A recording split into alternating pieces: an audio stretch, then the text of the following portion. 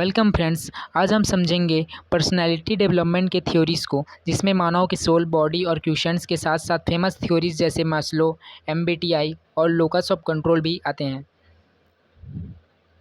Soul, body and personality. Human personality, soul plus body. Soul inner voice, spiritual self. Body physical actions, appearance और gestures. इंसान की personality दो पहलू से मिलकर बनती है। एक होती है सोल यानी हमारी आत्मा, हमारा अंतर्स्वर। दूसरा होता है बॉडी यानी हमारा शरीर और उसका व्यवहार। दोनों मिलकर पर्सनालिटी का पूरा रूप देता है। 3 questions of human personality, IQ, EQ, SQ। 3 main questions होते हैं जो पर्सनालिटी को डिफाइन करते हैं। पहला IQ, दिमाग की सोचने और समस्या हल करने की शक्ति। उसके बाद EQ, भावनाओं को कंट्रोल करने और दूसरों के प्रति संवेदनशील रहना। उसके बाद आता है SQ, सोशल क्वेश्चन, सामाजिक स्किल्स जैसे बातचीत और टीम के साथ काम करना।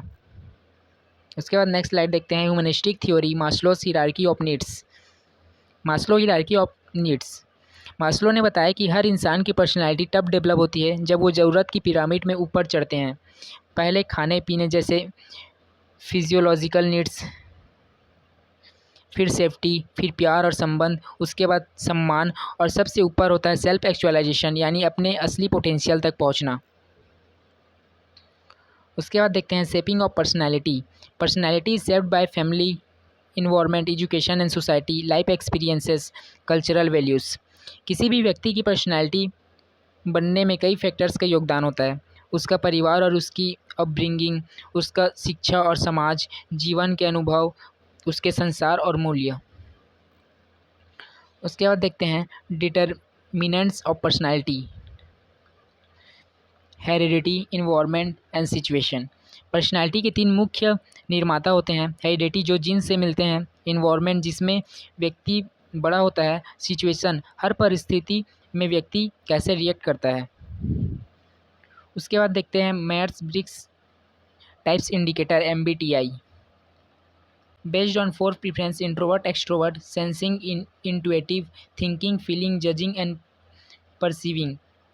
MBTI टेस्ट के जरिए 16 तरह की पर्सनालिटीज़ बताई जाती हैं।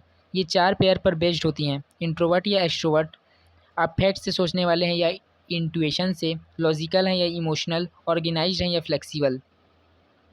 उसके बाद देखते हैं locus of control, effect on personality and performance, internal confident and proactive, external dependent and passive. Internal locus मतलब I control my life, external locus fate controls my life.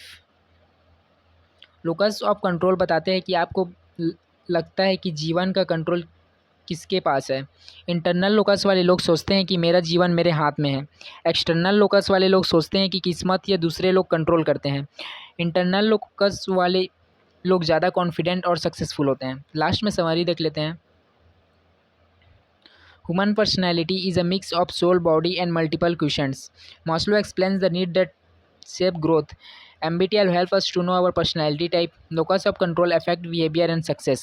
तो आज हमने जाना कि पर्सनैलिटी सिर्फ बॉडी नहीं बल्कि सोल और क्वेश्चंस का भी कम्बिनेशन है।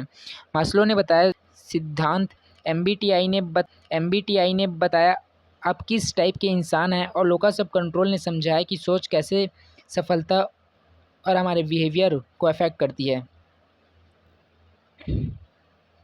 अपनी पर्सनालिटी को समझो, अपने दिमाग को शेप दो और एक बेहतर इंसान बनो। एग्रीकल्चर स्टूडेंट के लिए ऐसे और वीडियोस के लिए चैनल को सब्सक्राइब करना ना भूलें।